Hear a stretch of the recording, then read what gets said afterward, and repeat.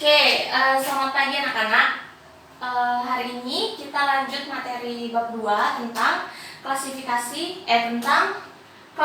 makhluk hidup, benar. Nah, sebelum lanjut ke materi, Ibu tuh mau nerangin dulu, walaupun nggak ada di sini ya, nggak ada ditulis, tapi kalian dengarkan. Apa sih maksudnya klasifikasi itu? Apa sih klasifikasi makhluk hidup? Nah, klasifikasi itu adalah, kalau bahasa yang sering kita dengar itu adalah mengelompokkan. Jadi misalnya kita mengelompokkan nih, misalnya meja itu makhluk hidup bukan ya, semut makhluk hidup bukan ya. Nah, itu namanya mengelompokkan. Contoh lain, misalnya di kelas nih ada klasifikasi untuk laki-laki dan ada untuk yang perempuan. Nah, berarti kita mengelompokkan satu kelas itu, ini yang kelompok laki-laki, nah ini kelompok perempuan. Nah, itu namanya klasifikasi makhluk hidup. Nah, klasifikasi makhluk hidup ini, untuk cara kita mengelompokkannya ini ada beberapa cara. Yang pertama yang akan kita bahas cara untuk kita mengelompokkan makhluk hidup itu adalah dengan cara mengetahui ciri-ciri makhluk hidup. Yang dikatakan makhluk hidup itu apa sih gitu? Apa sih ciri-cirinya sampai bisa kita sebut, oh, harimau itu makhluk hidup? Emang ciri-ciri harimau itu apa? Kok harimau bisa dibilang makhluk hidup? Nah, sekarang kita belajar apa aja ciri-ciri dari makhluk hidup. Itu ada 7 ya. Kita bahas dari yang pertama. Yang pertama, setiap makhluk hidup itu pasti bernapas. Nah, itu bernapas. Masuknya O2, mengeluarkan CO2, itu adalah bernapas. Apa sih kita tujuan bernapas? Kenapa sih Bu harus napas? Coba emang kenapa harus napas? Coba kalau kita nggak napas aja, emang kenapa? Tujuan dari bernapas itu adalah agar kita mendapatkan energi. Energi bukannya kita energi dari makan. Energi itu tidak selamanya dari makan. Misal, kamu makan kamu makan cukup 3 hari sekali, sarapan, makan siang, makan malam, ditambah cemil-cemilannya, bakso lah, pempek lah, dan lain sebagainya. Minumnya cukup, minum susu, minum air putih yang cukup, semua cukup. Tapi kamu nggak napas sejam aja. Kamu nggak napas sejam, diem aja gitu, nggak napas sejam gitu, otomatis kamu pasti lemes. Kenapa? Karena badan kamu kekurangan oksigen. Organ tubuh kamu, otak kamu, mata kamu, semua yang ada dalam tubuh kamu itu kekurangan oksigen, walaupun kamu sudah makan, walaupun kamu sudah minum. Nah, jadi salah satu cara agar kita bisa mendapatkan energi itu adalah dengan cara bernapas. Misalnya kamu ada di ruangan yang pengap gitu, di kelas tuh terlalu sumpek, terlalu pengap, gak ada sirkulasi udara, gak ada jendela, gak ada ventilasi, gak ada apapun segala macam, jadi udaranya tuh pengap. Dan kepala kamu tiba-tiba pusing banget, nyut. Nah, itu kenapa? Karena kekurangan suplai oksigen yang masuk ke dalam otak, makanya kepala kamu pusing. Salah satu caranya adalah ya kamu keluar, kamu hirup udara segar. Agar apa? Agar organ tubuh kamu kadar oksigennya terpenuhi, jumlah oksigennya cukup untuk memenuhi kebutuhan yang ada di dalam organ tubuh kita. Jadi untuk memenuhi kebutuhan energi kita itu tidak semuanya dari makan, walaupun makan juga perlu, minum juga harus, tapi dari bernapas juga. Bernapas merupakan cara pada setiap makhluk hidup agar kita bisa mendapatkan energi, biar kita tetap bisa bertahan hidup. Coba kalau misalnya kita tenggelam, nggak bisa napas kan? Mau napas gimana? Orang isinya air kan? Ya udah, 2 jam tenggelam, 3 jam tenggelam, meninggal kan? Karena apa? Karena tidak ada suplai oksigen yang masuk ke dalam tubuh kita. Itu maksudnya. Pada manusia dan hewan, bernapas dilakukan dengan cara menghirup oksigen dan mengeluarkan CO2 atau menghembuskan CO2, atau namanya adalah karbon dioksida. Kita menghirup oksigen untuk bernapas, lalu dihembuskan, mengeluarkan CO2. Nah, itu ciri-ciri bernapas untuk manusia dan hewan. Yang kedua, nah ini dua-dua ini, yang pertama dan yang kedua ini tujuannya sama, untuk mendapatkan energi, tapi caranya yang berbeda. Kalau yang pertama itu dengan cara bernapas, kalau yang kedua itu caranya dengan makan dan minum. Setiap kita sebagai manusia itu pasti seumur-umur hidup kita itu makan dan minum. Dari kita masih di dalam kandungan ibu kita, itu kita sudah diberi asupan makanan. makan nasi, makan buah, makan sayur, minum air, minum susu, minum jus, semua. Agar kita apa? Agar kita bisa bertahan hidup, agar kita badannya tumbuh besar, agar kita bisa bertumbuh dan berkembang. Nah, itu didapatkan dari masukan nutrisi atau dari makan dan minum. Biar apa? Biar kita bisa bertahan hidup, biar kita bisa berenergi untuk beraktivitas. Kita punya tenaga buat lari, kita punya tenaga buat jalan, kita punya tenaga buat belajar, kita punya tenaga untuk nulis. Nulis pun itu butuh energi. Jangan nulis, misalnya kamu gini, mata kamu berkedip aja, itu juga butuh energi. Walaupun gerakannya sekecil apapun, tubuhmu butuh energi untuk melakukan itu. Jadi misalnya kamu gak makan atau kamu gak minum, badan kamu akan lemes karena kamu gak punya energi buat beraktivitas apa-apa, gitu ya. Yang kedua ini makan dan minum. Yang ketiga ini adalah bergerak. Nah, bergerak ini catatannya agak panjang karena agak sedikit panjang memang penjelasannya. Bergerak, setiap makhluk hidup itu pasti bergerak. Kalau kita nih, ibu nulis itu bergerak, kita jalan itu bergerak, kita tidur miring kanan, miring kiri itu bergerak, kita mengedipkan mata itu bergerak, kita berbicara, bibir kita bergerak, tangan kita bergerak, semua bergerak. Bergerak untuk hewan dan tumbuhan itu kita bisa lihat dengan gak usah ribet ya. Kita bisa berpindah tempat itu bergerak. Untuk hewan juga sama, bisa berpindah tempat itu bergerak. Gerak pada manusia dan hewan bisa dilakukan dengan cara berlari, berjalan, atau menggerakkan anggota tubuh lainnya. Kayak yang kamu lihat ibu sekarang. Nah, ini ibu lagi bergerak nih. Hal tersebut bisa dilakukan. Nah, kenapa sih Bu kok kita bisa bergerak gini ya? Kok tangan ibu bisa gini-gini? Kok ibu bisa jalan? Kok kita bisa jalan? Kok kita bisa lari? Kenapa? Karena kita mempunyai dua jenis organ yang membantu untuk kita bergerak. Yang pertama itu adalah otot. Otot itu kalau bahasa kita sehari-hari itu adalah daging. Itu untuk apa? Sebagai alat gerak aktif. Jadi kalau nggak ada otot di badan kamu, cuma tulang doang, tulang sama kulit yang nempel, dijamin kamu nggak akan bisa bergerak sama sekali. Tapi otot juga tidak akan mungkin ada di dalam tubuh kita kalau tidak ada tulang. Kenapa? Ya otot mau nempel di mana lagi kalau nggak di tulang. Jadi tulang kita itu fungsinya untuk menempel si otot.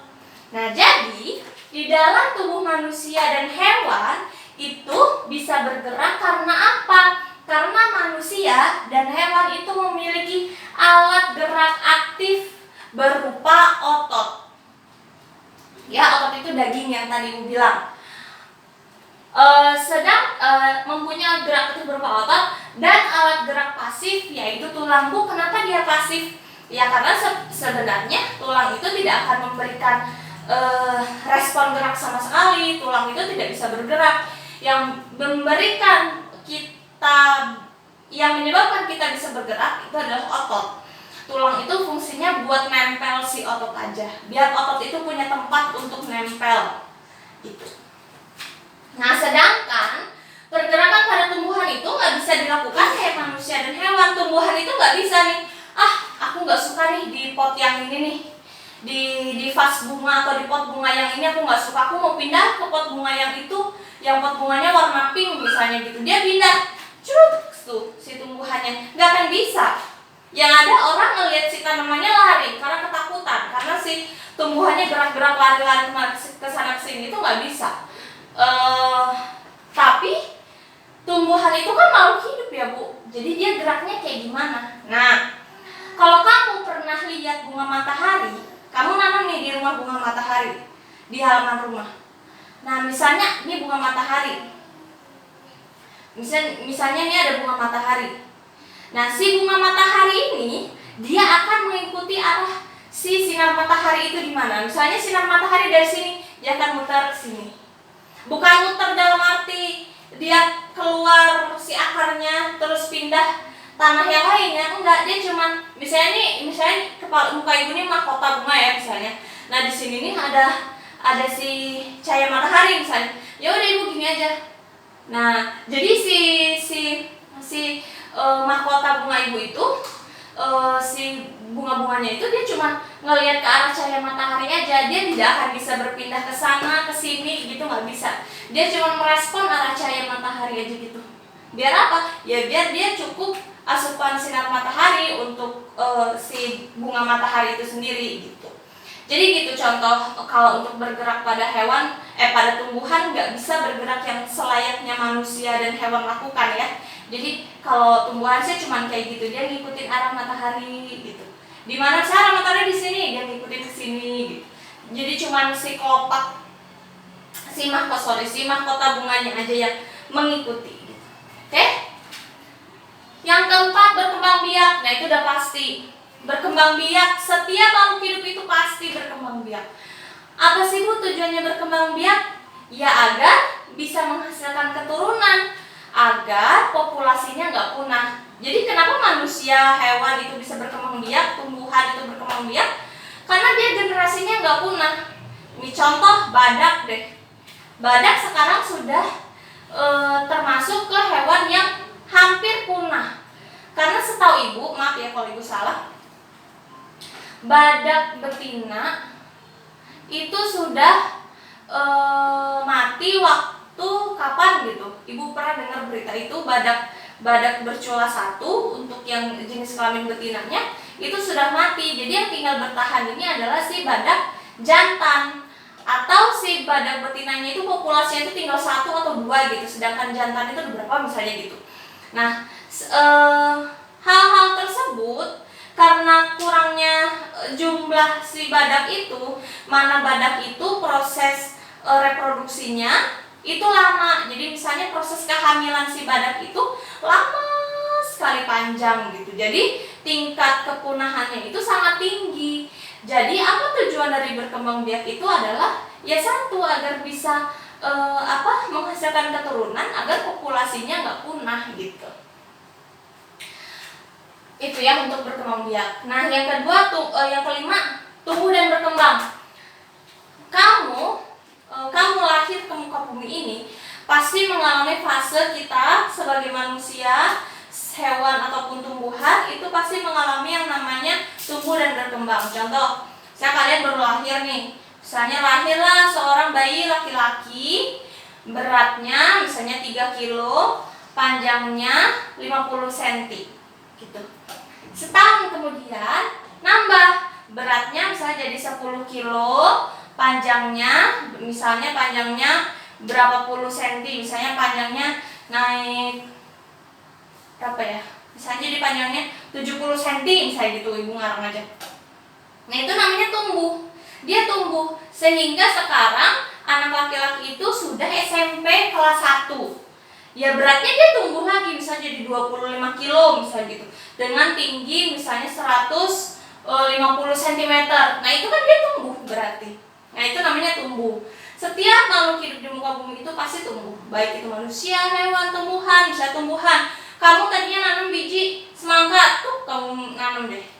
Habis itu tumbuh deh si batang-batangnya kecil, habis itu daun-daunnya yang kecil, tumbuh nanti dia menjadi batang yang cukup besar, lama-lama besar. Itu namanya tumbuh. Yang tadinya jadi dari kecil, sekarang dia jadi besar, tinggi, itu namanya tumbuh. Tumbuh itu apa pengertiannya? Bertambahnya volume pada makhluk hidup yang bersifat irreversibel atau tidak bisa kembali seperti semula. Irreversibel itu artinya tidak bisa kembali seperti semula. Contoh, kamu lahir dengan tadi ya, berat misalnya 3 kilo, panjangnya 50 cm. Sekarang beratmu sudah 25 kilo misalnya ya, tingginya 150 cm. Bisa nggak kamu balik lagi dengan berat 3 kilo dan panjang badanmu 50 cm? Bisa nggak? Itu tidak akan bisa terjadi. Makanya tumbuh itu bersifat irreversibel, karena kamu nggak bisa lagi kembali seperti bayi. Itu tidak bisa. Ya, jadi perubahan fisik pada makhluk hidup itu namanya tumbuh. Misalnya tambah tinggi, tambah besar badannya, tambah tinggi badannya, itu namanya tumbuh. Ya, yang bersifat irreversibel, tidak bisa kembali seperti semula. Sedangkan berkembang itu adalah proses menuju kedewasaan. Jadi yang bersifat reversibel, dia bisa kembali seperti semula. Contohnya proses menuju kedewasaan. Kamu sudah kelas 1 SMP, sudah cukup besar dibandingkan dengan anak-anak yang kelas 4 SD. Tapi misalnya kamu minta sama mamamu beliin HP baru, ya. Ada HP jenis keluaran terbaru yang banyak orang yang pakai dan kamu pengen juga, misalnya gitu ya. Dan kamu kalau nggak dibeliin, kamu marah, kamu mogok makan, kamu mogok sekolah, nggak mau belajar, malah ada yang nggak mau keluar kamar gara-gara nggak dibeliin HP. Nah, itu merupakan ciri-ciri dari berkembang. Karena sifatmu yang tadi sudah kelas 1 SMP yang harusnya bisa lebih berpikirnya tidak seperti anak kecil, nyatanya sifatmu yang tadi itu yang masih ngambek ya, kalau nggak dibeliin kamu marah, ngambek, demo di rumah, nangis, ngamuk. Nah, itu sama seperti anak-anak umur 7 tahun, 6 tahun, bahkan anak umur 1 tahun. Misalnya nih, kayak anak umur 1 tahun, misalnya kayak anak ibu, misalnya dia pengen main ini, misalnya gitu, itu bahaya. Dia dilarang, dia nangis, dia marah. Nah, sedangkan kamu misalnya dilarang main game, lama-lama karena udah malam, HP-nya diambil sama mamamu, kamu nangis, kamu marah, kamu ngambek. Nah, itu kan sama. Kamu sama dengan kamu yang sudah kelas 1 SMP dengan anak ibu yang umur 1 tahun. Itu loh maksudnya berkembang. Jadi berkembang itu berbeda sama tumbuh. Kalau tumbuh itu dia selalu tumbuh, setiap waktu dia ada perubahannya, perubahan fisiknya dia terlihat tambah besar, tambah besar, tambah besar, tambah besar, tambah besar. Tapi kalau berkembang enggak, karena itu berbeda. Jadi tapi bisa jadi misalnya adikmu yang umur 10 tahun misalnya gitu, sudah disuruh sama mamamu tidur, gak boleh lagi main game, dia nurut, dia gak marah. Itu bisa jadi kayak gitu. Jadi berkembang dan tumbuh itu adalah hal yang berbeda. Kalau tumbuh itu lebih ke fisik, kalau berkembang itu lebih ke sifat manusia itu sendiri, ya. Yang keenam, peka terhadap rangsang atau iritabilitas. Setiap makhluk hidup pasti dia punya kepekaan terhadap rangsang. Contoh, kamu dipukul, misalnya gitu, pasti kamu langsung bilang, "Au!" Responnya, "Aduh, sakit," atau apapun itu. Misalnya kamu kena megang panci yang panas, pasti responnya langsung, "Au, aduh." Nah, itu namanya peka terhadap rangsang. Kulit kamu peka, tangan kamu peka, matamu peka, misalnya gitu. Kenapa? Karena ada saraf di sekujur tubuh kamu, dari ujung kepala sampai ujung kaki itu ada saraf yang jumlahnya berjuta-juta. Itu kenapa manusia, hewan, tumbuhan itu peka, karena ada saraf-sarafnya. Nah, peka terhadap seperti apa sih kalau manusia contohnya? Nah, kalau manusia misalnya contoh kamu di ngeliat nih malam-malam jalan misalnya gitu, jalan terus ngeliat di depan ada kendaraan yang nyalain lampu itu silau banget, pasti kamu langsung gini gitu. Nah, merem atau memicingkan mata itu mengecilkan pupil kita yang ini, dan mata kita agak sedikit merem gitu. Nah, itu namanya memicingkan mata. Nah, itu namanya respon peka terhadap rangsang gitu, terhadap cahaya, dan masih banyak lagi. Kalau hewan contohnya, misalnya banyak lah ya kalau hewan. Ibu juga lupa ingat. Nah, kalau tumbuhan deh yang familiar. Kalau tumbuhan misalnya daun putri malu, ada daun putri malu, biasa kamu suka iseng di jalan, kamu senggol, terus daunnya nutup gitu ya. Kamu pegang daunnya nutup. Nah, itu peka terhadap rangsang.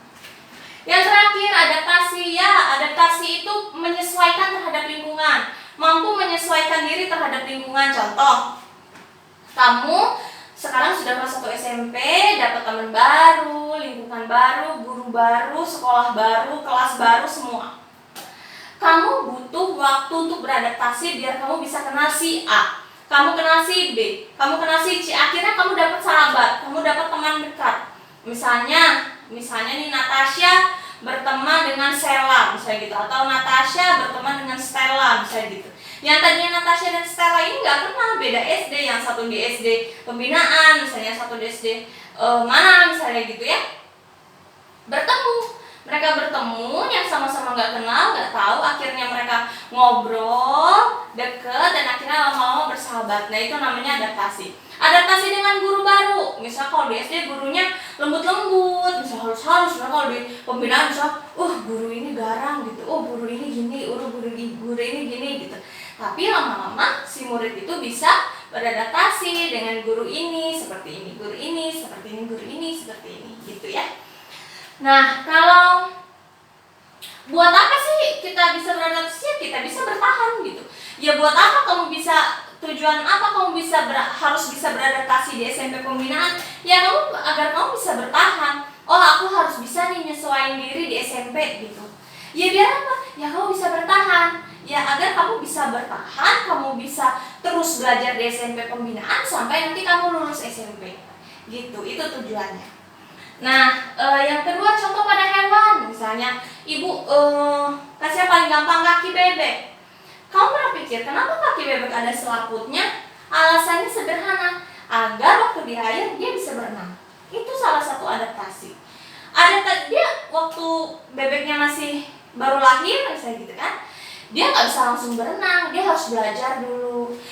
Bebek itu tetap dia harus mengenal air dulu, dia harus belajar lagi berenang. Nggak langsung bebek nyemplung ke air langsung bisa jago berenang, enggak. Bebek juga butuh adaptasi untuk bisa berenang di air gitu. Dibantu dengan bentuk kakinya yang mempunyai selaput. Contoh yang ketiga, contoh pada tumbuhan. Nah, adaptasi pada tumbuhan itu kayak gimana? Contohnya pada pohon jati itu daunnya akan berguguran kalau pada saat musim kemarau. Nah, itu adalah contoh dari tumbuhan. Agar apa ya? Agar dia bisa bertahan hidup, agar dia bisa menjaga kelembapan batangnya, pohonnya gitu, agar dia nggak mengering dan nggak mati pada saat kekurangan air di musim kemarau. Gitu ya untuk bab 2 tentang klasifikasi makhluk hidup. Kita belajar tentang ciri-ciri makhluk hidup sampai di sini. Kalau ada yang belum ngerti tentang ciri-ciri makhluk hidup, contoh-contohnya ada yang belum jelas, pengertian dan tujuannya ada yang belum jelas, silakan kamu langsung tanya ke ibu. Cukup sekian, terima kasih.